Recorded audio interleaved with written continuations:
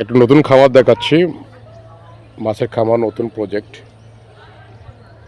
তো এটা হচ্ছে যে যখন আপনারা প্রথম মানে শুরু করবেন আর কি, মাছ চাষ যখন মাছ সেটিং করবেন, তার আগে হচ্ছে পুকুরটা শুকাতে হবে।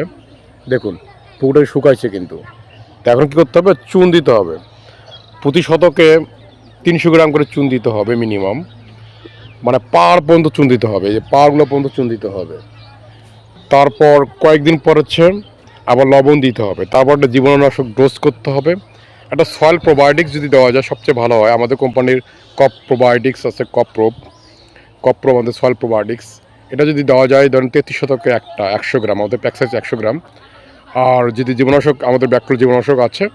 তো মাছ সেটিং করার মিনিমাম 2 দিন আগে আপনি জীবাণুনাশক ডোজ করবেন, এবং মাছ সেটিং করার 4 দিন আগে হচ্ছে পোকানাশক ডোজ করবেন। আমাদের হচ্ছে কপলাইস ক্লিয়ার আছে।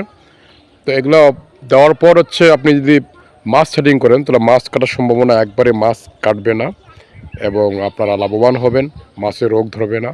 সব কিছু মিলেই মানে স্মার্টলি যদি মাছ চাষ করা যায়, ভালো বেনিফিট করা সম্ভব। সব ভালো থাকবেন, আল্লাহ হাফেজ।